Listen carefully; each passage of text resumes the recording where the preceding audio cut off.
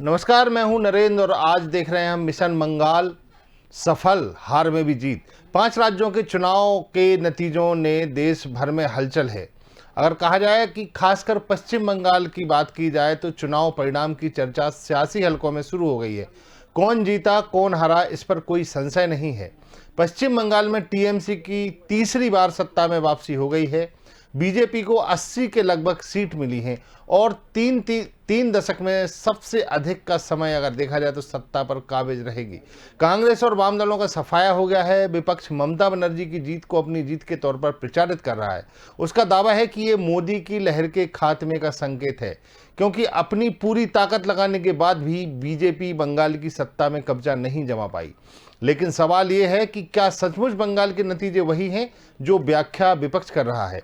क्या ये 83 सीटों का बीजेपी का सफर किसी जीत से कम है? इस चुनाव के जरिए बीजेपी ने जिस तरह पूरे बंगाल में भगवा परचम फहराया है, उसकी विचारधारा गांव-गांव तक पहुंची है।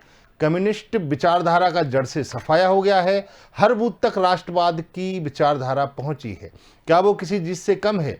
बुद्धिजीवी वर्ग और राजनीतिक मसलों को करीब से देखने वाले लोग इस परिणाम को किसी नजरिए से देखते हैं। इसी मसले पर आज हम अपने कार्यक्रम में चर्चा करेंगे। मिशन बंगाल कितना सफल रहा, इस पर हम चर्चा करेंगे। हमारे साथ में 3 वरिष्ठ पत्रकार हमारे साथ जुड़े हैं।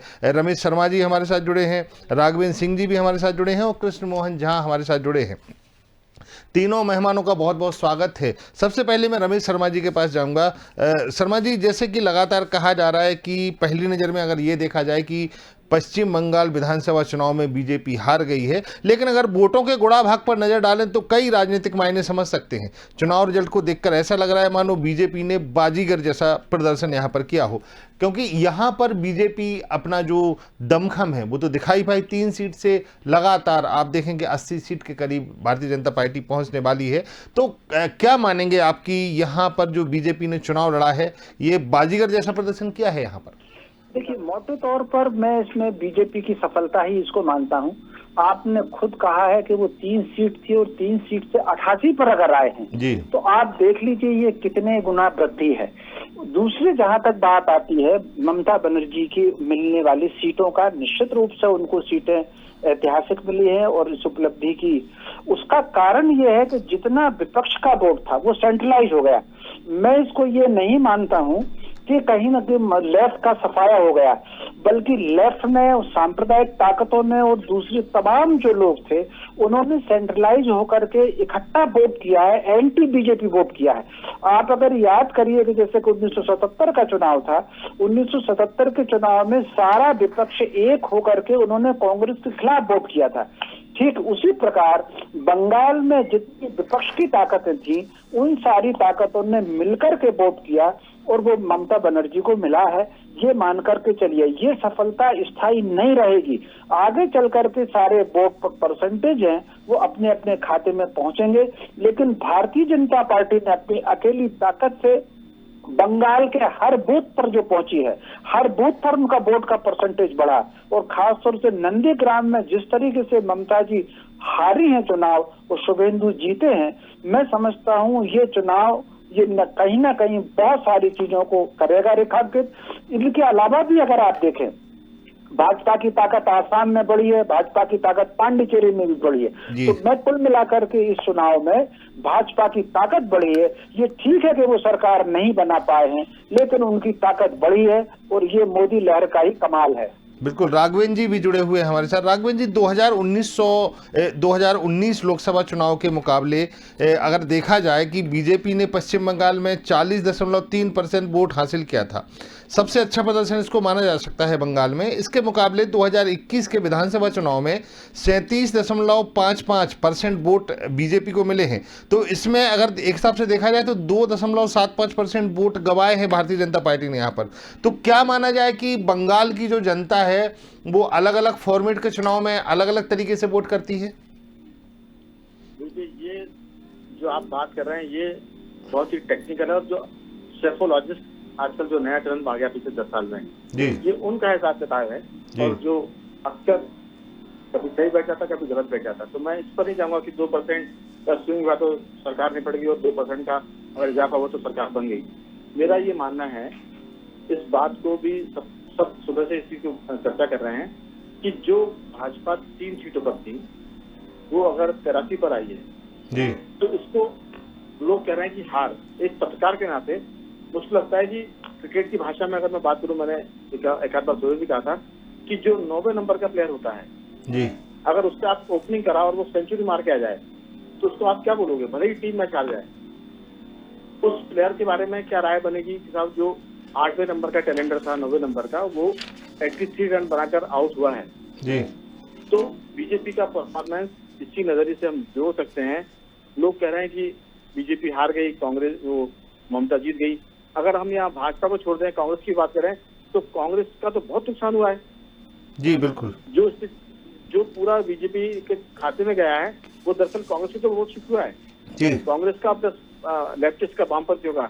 तो मेरा ये मानना है कि ये जो अभी सारे मित्र चर्चा कर रहे थे दिन भर से, रमेश शर्मा जी बात करते कि बीजेपी ने अपनी विचारधारा वो अच्छी है या खराब है, लेकिन बंगाल के गांव तक भेज दी उसने। बिल्कुल। लोकसभा के चुनाव में उस विचारधारा का हमको दिखा था एक पूरा असर कि कितने परसेंट वोट मिले। आपने कहा कि 2%, 2.75 अभी कम है उस हिसाब से। तो लोकसभा के चुनाव के मुद्दे अलग होते हैं और राज्य के चुनाव के मुद्दे हमेशा अलग होते हैं। और कई बार नगरीय निकाय के चुनाव, नगर निगम, नगर पालिका और ग्राम पंचायत के और अलग होते हैं। हमने देखा कि सरकारें बन जाती है प्रदेश में बीजेपी या कांग्रेस की, लेकिन ग्राम पंचायतों में वो पार्टी हार जाती है। तो उन मुद्दों को जोड़ना मेरे ख्याल से बेईमानी होगी कि लोकसभा में क्या था और विधानसभा में क्या हार घट गया, बढ़ गया। सीधी सी बात है कि जो 3 पर थी, किसी भी नेत्रहीन को भी दिख जाएगा कि 3 से 83 बड़ा होता है। और उसके बाद अगर हम कांग्रेस की और वामपंथ की बात करें तो वो 0 पे चले गए हैं। मुझे लगता है कि ये सारा मामला एक बंगाल में नए राजनीति की तरफ जा रहा है। बंगाल में नए राजनीतिक विचार का उदय हो रहा है। तो चाहे ममता की बात कर लें आप, चाहे बीजेपी की बात कर लें, लेफ्ट और कांग्रेस वहाँ विदाई की मुद्रा में आ चुके हैं, लगभग विदा हो गए। कृष्ण मोहन जहाँ साहब जुड़े हुए हैं हमारे पास। कृष्ण मोहन जी, जैसे कि 2000 चुनाव के नतीजों की बात करें तो टीएमसी 211, कांग्रेस 44 और सीपीएम 26 थी, बीजेपी 3 कहना चाहिए सीटों पर थी। तो अगर इस हिसाब से अगर इस बार की परफॉर्मेंस देखी जाए तो कम्युनिस्ट विचारधारा का जड़ से सफाया भारतीय जनता पार्टी ने कर दिया है। राष्ट्रवाद, जो कि राष्ट्रवाद की बात लेकर भारतीय जनता पार्टी पहुंची थी, तो हर बूथ स्तर तक उसको लेकर गए हैं। क्या मानेंगे आप, कितना अहम चुनाव था और भाजपा इस पूरे चुनाव में कहां आप देखते हैं भारतीय जनता पार्टी को? देखिए, आप इस बात से अंदाज लगा सकते हैं कि भाजपा ने पूरे देश भर के अपने दिग्गजों को पश्चिम बंगाल में लगा दिया था जी। और आप देखेंगे प्रधानमंत्री ने अभी जो चुनाव हुए उनमें सबसे ज्यादा रैलियां पश्चिम बंगाल में की। अमित शाह लगातार वहां डटे रहे। और आप देखिए कि मध्य प्रदेश के जो 2 बड़े दिग्गज थे, मध्य प्रदेश के पूर्व संगठन महामंत्री अरविंद मेनन और मध्य प्रदेश के पूर्व मंत्री कैलाश विजयवर्गीय जी, वो पश्चिम बंगाल के प्रभारी थे और मेनन सह प्रभारी थे जी।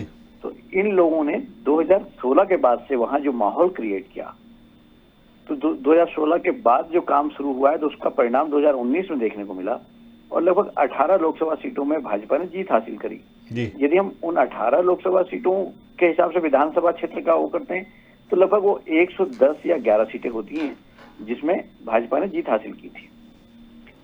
आप इस दूसरे ढंग से देखिए कि ये जो बड़ा गढ़ है, माननीय रमेश शर्मा जी जैसा भी कह रहे थे कि एक जमाना था कि कांग्रेसियों का वो गढ़ था, कांग्रेसियों के बाद से कम्युनिस्टों ने गढ़ बनाया और कम्युनिस्टों के बाद टीएमसी का वहां पे आधार बना।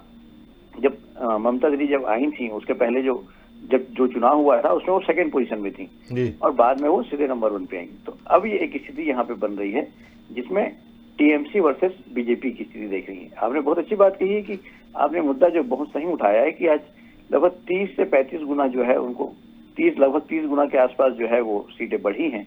तो कहीं ना कहीं ये भाजपा के लिए बहुत प्लस है। उन्होंने एक बहुत बड़ी सफलता हासिल की और खासतौर पे एक वैचारिक क्षेत्र में जहां कम्युनिस्टों का बोलबाला था, जहां हर जगह पे राजनीति कम्युनिस्टों की थी। आप देखें कि गली कूचे में जब यदि कोई बात होती है वहाँ एक छोटा सा खेल भी होता है तो वहाँ 50,000 आदमी इकट्ठा होता है और वहाँ एक अलग ट्रेंड है हर चीजों का। यदि कम्युनिज्म यदि कहीं से ज्यादा हावी हुआ है तो पश्चिम बंगाल से हुआ है और वहां पर भाजपा की साख स्थापित होना, भाजपा की विचारधारा का जन जन तक पहुंचना कहीं ना कहीं इस बात का द्योतक है कि भाजपा जो राष्ट्रवाद को लेकर के जो काम करती है वो लोगों तक पहुंचने में सफल रही है। निश्चित रूप से किसी जड़ को एकदम से कमजोर कर पाना सरल नहीं है और यही वजह रही कि आज ममता बनर्जी की वहां पे जीत जरूर हो गई है, लेकिन ये कह सकते हैं कि उनका गढ़ हिल चुका है, उनके गढ़ में सेध लग चुकी है और उस गढ़ में 88 सीट बीजेपी ले चुकी है। बिल्कुल। रमेश शर्मा जी, एक और बात मैं आपसे पूछना चाहूँगा, अगर कांग्रेस की बात करें तो कांग्रेस 2011 में 9.1% वोट के साथ में पश्चिम बंगाल में आई थी, और 2014 की बात करें तो 9.7% वोट कांग्रेस को मिला था। 2016 में बात करें तो 12.4% वोट मिला था, जिसमें 44 सीटें कांग्रेस की आई थी। लेकिन 2019 की बात करें तो मात्र 5.6% वोटों पर कांग्रेस सिमट गई है। यानी वाम दल और कांग्रेस का वोट बैंक छिटक कर टीएमसी और बीजेपी के पास चला गया। जी, निश्चित रूप से ये बात आप ठीक कह रहे हैं।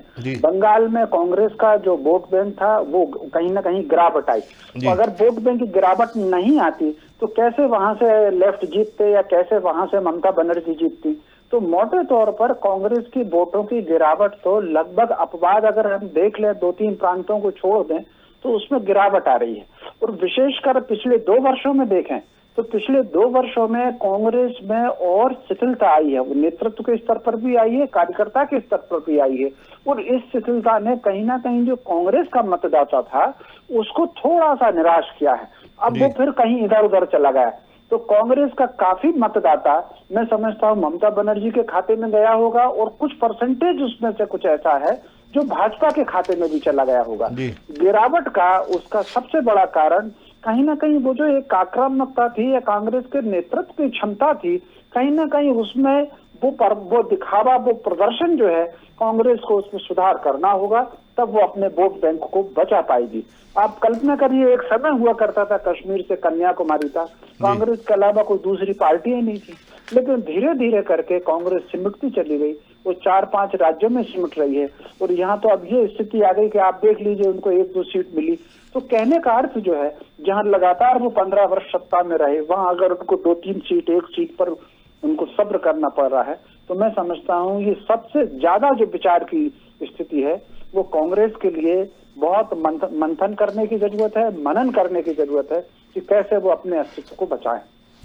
अच्छा राघवेंद्र जी, एक और बड़ी बात मैं आपसे पूछना चाह रहा था कि टीएमसी की लगातार ताकत बढ़ रही थी, लेकिन इसके बाद भी कहा जाए तो बीजेपी टीएमसी के मुकाबले अगर इतनी तेजी से उभर के 2021 के चुनाव में आई है, तो क्या मानते हैं आप? जैसे कि अगर कहा जाए कि बीजेपी के मुकाबले टीएमसी का वोट प्रतिशत अगर 2011 में कहा जाए, और 2011 में ही नरेंद्र मोदी ने मिशन मंगाल का नारा दिया था, तो कितना सफल मानते हैं? अगर वोट परसेंट की बात की जाए तो 2011 में टीएमसी 38.9% वोट लेकर सत्ता में आई थी। उसके बाद 2014 की बात की जाए तो 39.8% वोट 2016 में विधानसभा चुनाव में लेकर वो आई थी। लेकिन उसके बाद अगर कहा जाए तो इस बार 2.3% वोटों का नुकसान हुआ है टीएमसी को। तो क्या मानेंगे आपकी भारतीय जनता पार्टी एक बड़ी पार्टी बनकर उभरी है बंगाल में?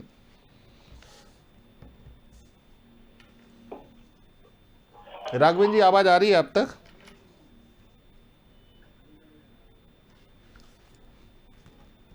कृष्णमोहन झा साहब, आपसे यही सवाल करता हूं मैं कि जैसे कि वोट परसेंट की बात की जा रही थी, लगातार हम बात कर रहे थे, तो क्या मानेंगे आप, एक भारतीय जनता पार्टी 2021 के चुनाव में एक बड़ी पार्टी बनकर उभरी है कलकत्ता में, बंगाल में? जी, निश्चित रूप से नरेंद्र जी, आपने आपके प्रश्न में ही उत्तर समाहित है। जी, जिस ढंग से आपने कहा कि टीएमसी का जो वोट परसेंटेज था वो 2016 के चुनाव में एक अलग था, और 2021 में आप देख रहे हैं, क्योंकि उस समय आपने देखा होगा कि वामपंथियों के पास जो सीट थी, अब उससे अब कहीं ज्यादा जो है विपक्ष के रूप में जो सीट बनी हुई है वो भाजपा के खाते में गई हुई है। तो जो भाजपा, जो वामपंथी और कांग्रेसियों को कुल मिलाकर की जो संख्या थी उससे कहीं ज्यादा भाजपा है विपक्ष में। तो ये वोट जो है टीएमसी का भी बीजेपी में शिफ्ट हुआ है, और उसके बहुत सारे रीजन हैं। जैसे कि आज हम सुबह जब आप चर्चा कर रहे थे कि आपने कहा कि अहम फैक्टर बहुत इफेक्ट किया है, तो आपने देखा होगा कि जो मथुआ समाज है, मैंने सुबह भी आपसे ये बात कही थी कि जो मथुआ समाज है, तो उनको माननीय प्रधानमंत्री जी की जो यात्रा हुई है वो गए थे, जब बांग्लादेश गए थे, वहाँ मथुआ समाज के लोग हैं, वहाँ बहुत सारे उनके लोग वहाँ रहते हैं, और पश्चिम बंगाल में लगभग 3 करोड़ मथुआ समाज के लोग हैं। तो उनकी जो यात्रा है उसका काफी इफेक्ट पड़ा है। एक आह्वान वहां से हुआ था और जिसका असर पश्चिम बंगाल में पड़ा। इसके अलावा आपने सुबह कहा था महिलाओं को लेकर के, तो महिलाओं में भी एक क्रेज भाजपा को लेकर के है। और आपने एक बात और कही थी कि जो मुस्लिम है, तो मुस्लिम में भी जो ट्रिपल तलाक का जो इशू आया है, तो ट्रिपल तलाक कहीं ना कहीं जो महिलाएं हैं उन्होंने अपनी जीत इसे निरूपित की थी।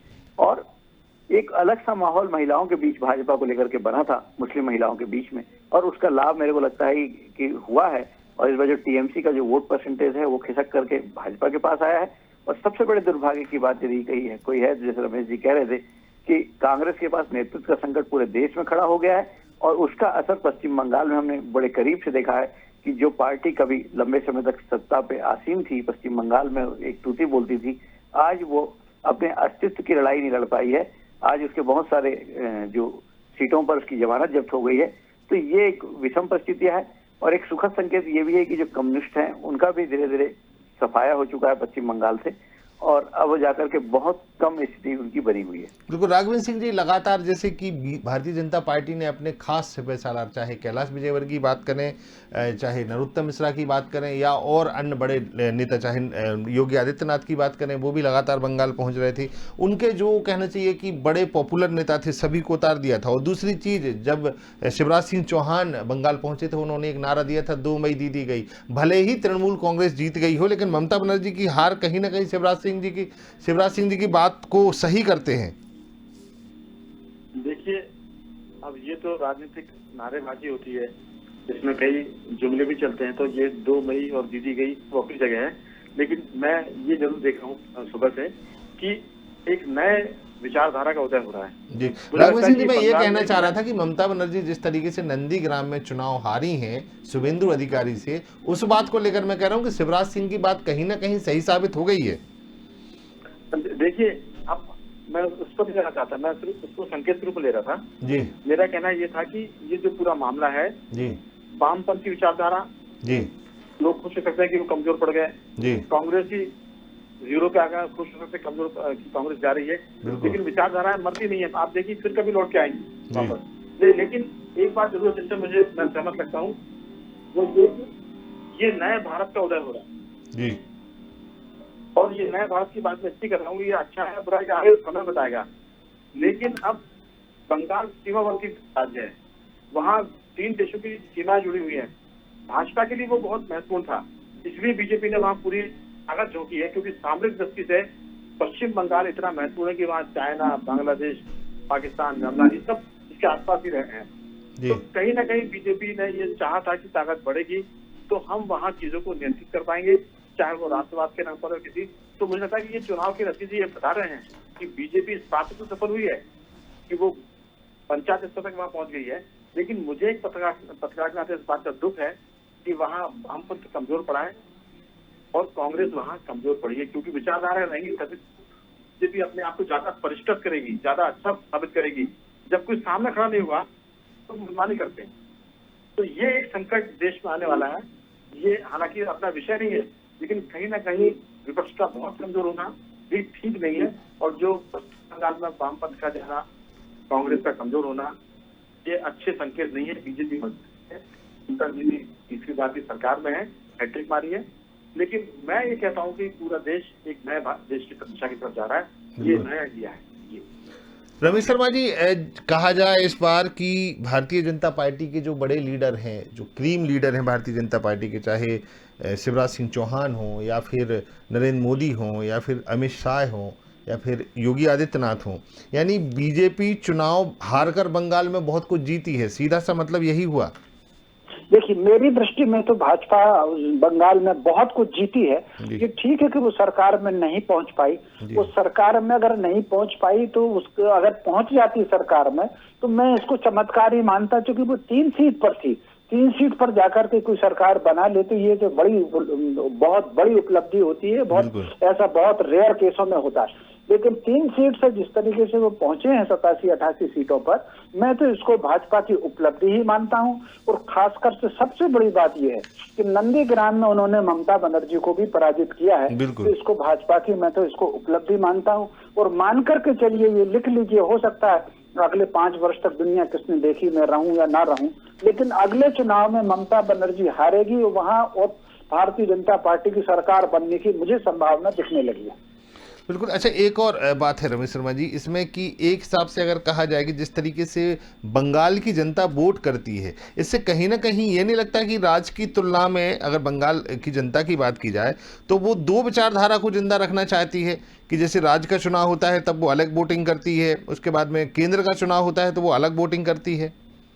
देखिए, मोटे तौर पर ये उदाहरण तो देखने को मिलते ही हैं। जी। जैसे हमने पिछले अगर लोकसभा चुनाव में भी अगर आप देखें तो आंध्र में लोकसभा में किसी को बहुमत मिला था, और उड़ीसा में, आंध्र और उड़ीसा दोनों में विधानसभा में किसी को अलग बहुमत मिला था और लोकसभा में किसी को अलग बहुमत मिला था। जी। आप अगर राजस्थान और छत्तीसगढ़ में भी देख लें, विधानसभा में बहुमत किसी को मिला था और लोकसभा में किसी को सपोर्ट किया था।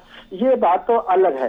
लेकिन मैं बंगाल को थोड़ा सा विशेष इसलिए मानता हूं कि बंगाल में इस समय मतदाता केवल बंगाली नहीं है, बल्कि बंगाल में लाखों की तादाद में मतदाता बांग्लादेश का घुसपैठिया भी है, वहाँ रोहिंग्या भी है, और कहीं ना कहीं ये जो चीन से घुसपैठ हुई है दार्जिलिंग के रास्ते से, मैं समझता हूँ इन सारे लोगों से कि वहां पर मतदाता सूची जो है वो खिचड़ी टाइप मतदाता सूची है, और एक बड़ा वर्ग मतदाताओं का ऐसा है जो कहीं ना कहीं भारत की संस्कृति और भारत के राष्ट्र भाव के विरुद्ध काम करता है। तो ये जो कहीं ना कहीं हमको वहां पर बंगाल में ये देखने को मिलती है।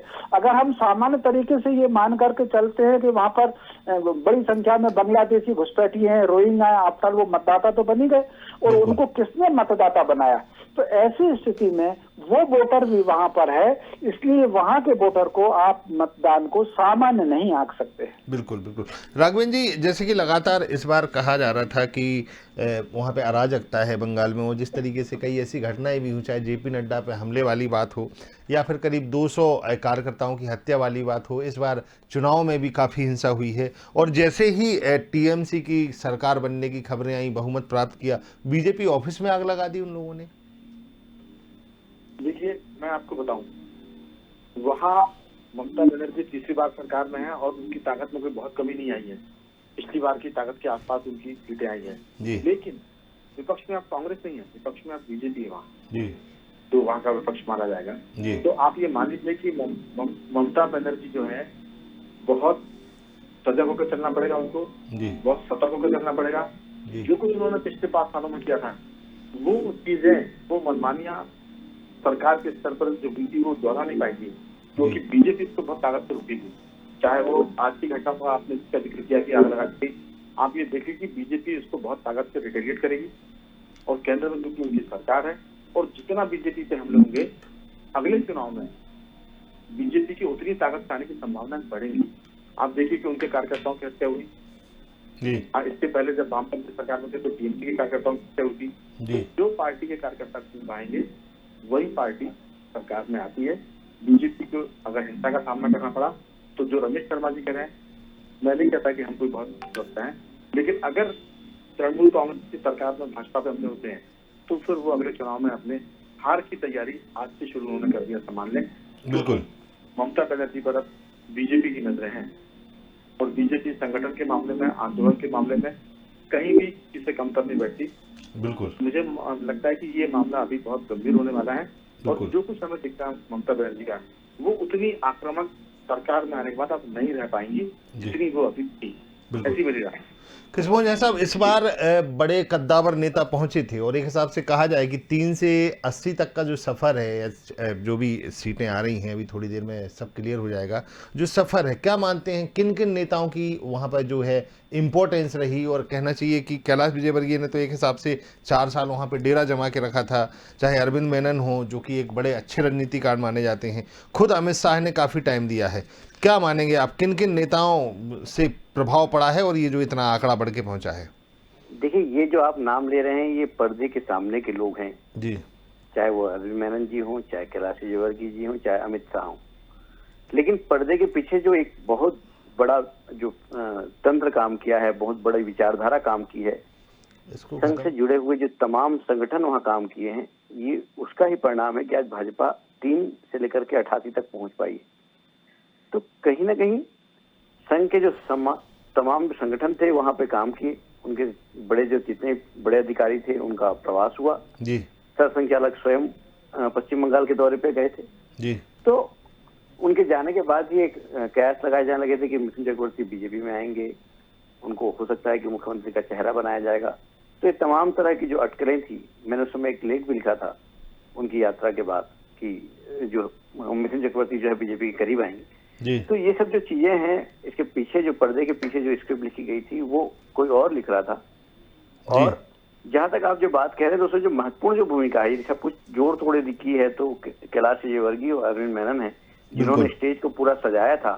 और आप देखिए कहीं किसी दूसरी जगह किशोर साहब, समय की कमी है, आखिरी सवाल मैं रमेश शर्मा जी से ले लेता हूं। शर्मा जी, जैसे कि लगातार कहा जाए कि हार के भी भारतीय जनता पार्टी ने बहुत कुछ चीज वहां से जीता है, बंगाल से कहना चाहिए। एक तो सबसे बड़ी बात, जो संगठन है वो गांव-गांव तक पहुंच गया है, गली-गली तक पहुंच गया है, बड़ा संगठन बना लिया है। तभी 3 से 80 तक का सफर जो भारतीय जनता पार्टी ने किया है, इस पूरी भारतीय जनता पार्टी की कसावट को या फिर इस बड़ी जीत को कहना चाहिए, हारे हैं लेकिन जीत बड़ी है, किस तरीके से देखते हैं आप? निश्चित रूप से मैं तो इसको, ये ठीक है कि सत्ता नहीं पहुंच पाए, मैं इसको हार बिल्कुल नहीं मानता। ये बिल्कुल भारतीय जनता पार्टी की जीत है और वो कहीं ना कहीं सत्ता के द्वार तक पहुंच गए हैं। और उनको भाजपा को लेकर के जो भयभीत दूसरे दल रहे होंगे, तभी उनका जो वोट सेंट्रलाइज होकर के ममता को गया। और उसके बाद जो प्रतिक्रियाएं हम देख रहे हैं, चाहे अखिलेश की प्रतिक्रिया हो या महाराष्ट्र प्रतिक्रिया शरद पवार की हो या कांग्रेस की हो, जो विभिन्न प्रतिक्रियाएं आ रही हैं, वो इस बात का निर्भर है कि उनको कम से कम भाजपा वहां पर सत्ता में नहीं पहुंची है, उस बात की उनको खुशी है। लेकिन भाजपा सत्ता के द्वार पर है, मैं इसको भाजपा की उपलब्धि ही मानता हूं। इसको वाम दल के, राघवेंद्र जी आपके पास आऊंगा, आखिरी सवाल बहुत जल्दी जवाब दीजिएगा आप। इसमें वाम दल के समर्थक मानते हैं कि बीजेपी के स्ट्रांग होने से उनके लिए राज्य के रास्ते खुल सकते हैं सत्ता के? देखिए, बहुत संक्षिप्त में सिर्फ इतना है कि भाजपा की हार, हमारे ममता बनर्जी की जीत से ज्यादा भाजपा की हार के चर्चे हैं जी। ये बात काफी है कि लोग ये नहीं कह रहे कि ममता की हैट्रिक है जी, लोग ये कह रहे हैं कि बीजेपी हार गई है, बीजेपी हार गई है। तो हार से ज्यादा, मतलब जीत से ज्यादा हार के चलते हैं, ये इस पूरी बात का जिस्त है, निचोड़ है। अब आगे तय होगा कि क्या स्थिति बनेगी। बिल्कुल। मिशन बंगाल, अगर मिशन बंगाल की बात करें, मोदी का मिशन बंगाल 2011 से शुरू हुआ था और एक हिसाब से कहें कि हार में भी जीत है। भारतीय जनता पार्टी ने जिस तरीके के प्रदर्शन किया है इस बार, पिछली चुनाव की अगर बात करें तो 3 सीटों के बाद अगर 80 सीटों तक यह आंकड़ा पहुंचता है तो अपने आप में भारतीय जनता पार्टी की बड़ी जीत होगी। फिलहाल इस खास कार्यक्रम में इतना ही। बने रहिए हमारे साथ, देखते रहिए स्वदेश न्यूज।